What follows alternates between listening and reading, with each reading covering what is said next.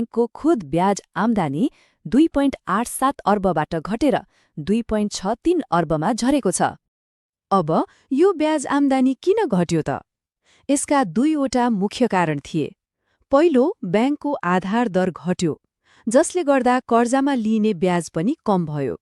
र दोस्रो, जुन अझ महत्त्वपूर्ण छ, त्यो हो खराब कर्जा, अर्थात् नन पर्फर्मिङ लोन्स बढ्नु।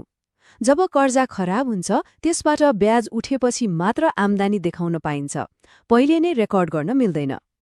ठिक छ, ब्याज आम्दानी घट्नुले नाफामा केही असर त गर्यो, तर यतिले मात्रै आधा अर्बको नोक्सानी त हुँदैन। वास्तविक र सबैभन्दा ठूलो कारण आम्दानीमा होइन, त्यो लुकेको छ खर्चको एउटा विशेष शीर्षकमा। हो, यो नम्बर हेर्नुस्, 2.53 अर्ब रुपियाँ। यही हो यो दोस्रो त्रैमासिकको कथाको मुख्य विलन। ब्याङ्कले दोस्रो त्रैमासिकमा मात्रै सम्भावित नोक्सानीको लागि व्यवस्था यानि इम्पेयरमेन्ट चार्ज बापत यति ठूलो रकम छुट्यायो। यही एउटै खर्चले नाफालाई सिधै नोक्सानीमा परिणत गरिदियो। अब धेरैलाई लाग्न सक्छ यो इम्पेयरमेन्ट चार्ज भनेको के हो?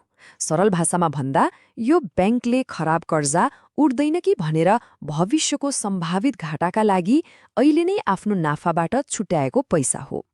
जति धेरै खराब कर्जा, उति नै धेरै यो रकम छुट्याउनुपर्छ र नाफामा त्यति नै ठूलो असर पर्छ।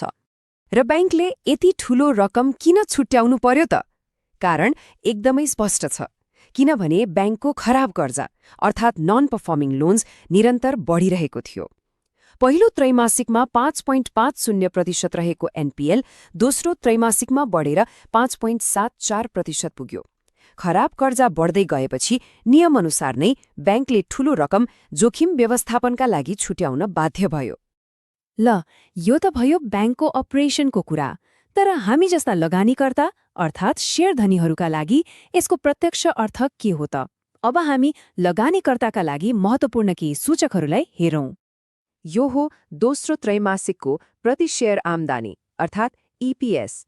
ऋणात्मक ईपीएसको सीधा मतलब हो यो अवधिमा ब्याङ्कले प्रति शेयर नाफा कमाउनुको सट्टा उल्टै 2.04 रुपियाँ गुमाएको छ। लगानीकर्ताका लागि यी 3 कुरा महत्त्वपूर्ण छन्। पहिलो, ईपीएस जुन ऋणात्मक छ, मतलब ब्याङ्क हाल घाटामा छ। दोस्रो, प्रति शेयर किताबी मूल्य अर्थात् बुक भ्याल्यु 166.23 रुपियाँ छ। यो भनेको अन पेपर हरेक शेयरको पछाडि यति सम्पत्ति छ भन्ने हो। र तेस्रो, पीबीभी रेशियो 1.25 छ, जसको मतलब बजारले ब्याङ्कको शेयरलाई यसको किताबी मूल्यभन्दा 1.25 गुणा बढीमा